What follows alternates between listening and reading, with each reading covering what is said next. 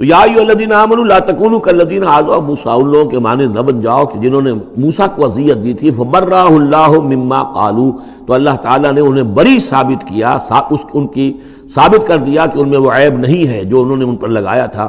وکان عند اللہ وجیہا، اور وہ تو اللہ کے نزدیک بہت وجیح انسان تھے، صاحب حیثیت، صاحب وجاہت. یا ایھا الذین آمنوا اتقوا اللہ وقولوا قولا سدیدا، اہل ایمان اللہ کا تقوی اختیار کرو اور بات کرو سیدھی. خاص طور پر یہ گھریلو زندگی کے اندر، چونکہ یہ معاملات ہو رہے ہیں تو یہ کہ گھریلو زندگی میں خاص طور پر انسان جو ہے زبان کا استعمال جو ہے اس میں محتاط رہے. یصلح لکم اعمالکم، اللہ تعالیٰ تمہارے سارے اعمال درست کر دے گا. ویغفر لکم ذنوبکم، اور اگر کبھی کسی نسیان یا کسی جذبات کے رو میں کوئی غلطی ہو جائے گی تو اللہ تعالیٰ تمہاری خطائیں بخش بھی دے گا. وَمَن يُطِعِ اللَّهَ وَرَسُولَهُ فَقَدْ فَازَ فَوْزًا عَظِيمًا، اور جو کوئی بھی اللہ اور اس کے رسول کی اطاعت پر کاربند ہو گیا اس نے تو بہت بڑی کامیابی حاصل کر لی. یہ دو آیتیں جو ہیں، یا ایھا الذین آمنوا اتقوا اللہ وقولوا قولا سدیدا یصلح لکم اعمالکم ویغفر لکم ذنوبکم ومن یطع اللہ ورسولہ فقد فاز فوزا عظیما، یہ بھی حضور نے خطبہ نکاح میں شامل کی تھی.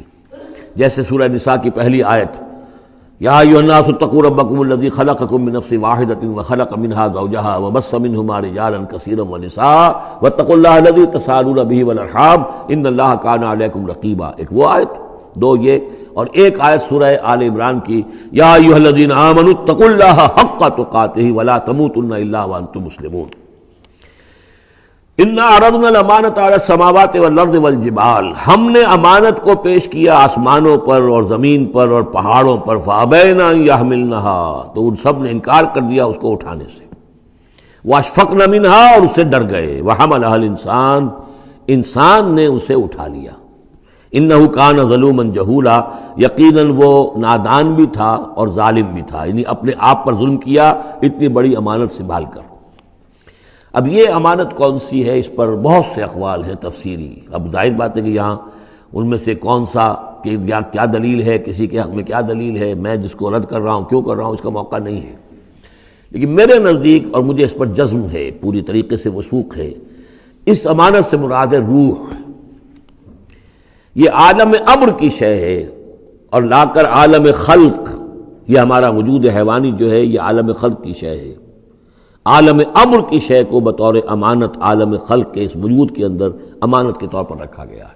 یہ اللہ کی امانت ہے. وَنَفَخْتُ فِيهِ مِن رُوحِي، اپنی روح میں سے پھونک دوں تمہارے اندر.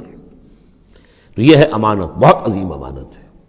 عالم امر میں آپ کو بتا چکا ہوں، صرف فرشتے اور ارواح انسانیہ، یہ عالم امر کی چیز ہے. انہی کی جو کمیونیکیشن ہے وہی اس کو بھی امر کہا گیا ہے، عالم امر کی شے ہے. باقی جتنے بھی ہے، یہ جنات ہوں یا جو بھی حیوانات ہیں، ہمارا بھی جو جسد حیوانی ہے وہ جو ہے عالم خلق کی شے ہے. اور یہی شے ہے اصل میں وہی جس کی بنا پر کہ انسان مسجود ملائک بنا ہے. یہ جو روح ہے اسی کی بنا پر مسجود ملائک ہے، اسی کے بنا پر خلافت ملی ہے، اسی کے بنا پر وحی کا یہ محبت بنا ہے کہ وحی اس کو آ سکتی ہے. جنات کے ہاں وحی نہیں ہے، ان میں روح نہیں ہے، وحی نہیں ہے. کوئی نبی جنات میں نہیں بھیجا گیا، بلکہ انسانوں ہی میں جو نبی آئے انہی کی پیروی جو ہے وہ جنات بھی کرتے رہے. اور یہ جو روح کے بھوکے جانے سے پہلے یہ کیفیت تھی، وہ تھا ظلوم اور جہول. یہ میں سمجھتا ہوں کہ انسان کا جو حیوانی وجود ہے، جو میں نے کئی مرتبہ اس سے پہلے بیان کیا، اس میں تو کمزوری ہے. خلق الانسان من عجل، خلق الانسان ضعیفا. انسان جو ہے وہ تو اس کی فطرت، اس کی خلقت کے اندر جلدی عجلت پسندی بھی ہے. انسان کمزور پیدا کیا گیا ہے. یہاں ظلوم اور جہول کہا جا رہا ہے. اگر تو صرف حیوان انسان ہوتا اور اس میں روح خدا بندی نہ پھونکی گئی ہوتی تو ظلوم اور جہول تھا. لیکن روح خدا بندی پھونکے جانے کے بعد اب صورت وہ نہیں ہے. اسی لیے فرمایا گیا والتین والزیتون وطور سینین وہذا البلد الامین لقد خلقنا الانسان فی احسن تقویم ثم رددناہ اسفل سافلین.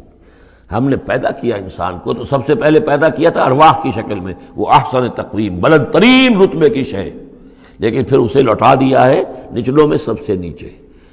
یعنی جنات سے بھی نیچے چلا گیا انسان. کیوں چلا گیا؟ کہ اس کا یہ جسد حیوانی جو ہے ان سے کمتر ہے، اس میں یہ ڈال دی گئی روح. تو یہ ہے وہ امانت میرے نزدیک، واللہ اعلم. لِيُعَذِّبَ اللَّهُ الْمُنَافِقِينَ وَالْمُنَافِقَاتِ، اس امانت ہی کا اب یہ ظہور ہوگا. اس کا نتیجہ کیا نکلے گا؟ جو اس امانت کا حق ادا کرے گا اس کے لیے اللہ تعالیٰ کے لیے روح و ریحان و جنت نعیم. جو اس امانت میں خیانت کرے گا، اس کا حق ادا نہیں کرے گا، وہ حیوانی بن کر رہ جائے گا، حیوانی خواہشات اور حیوانی ہی داعیات ہی کا تابع فرمان بن کر رہ جائے گا. اس نے گویا کہ خیانت کی اس امانت میں. اس کے لیے لیعذب اللہ المنافقین والمنافقات والمشرکین والمشرکات، تاکہ نتیجہ یہ نکلے کہ اللہ عذاب دے منافق مردوں کو، منافق عورتوں کو، اور مشرک مردوں کو اور مشرک عورتوں کو.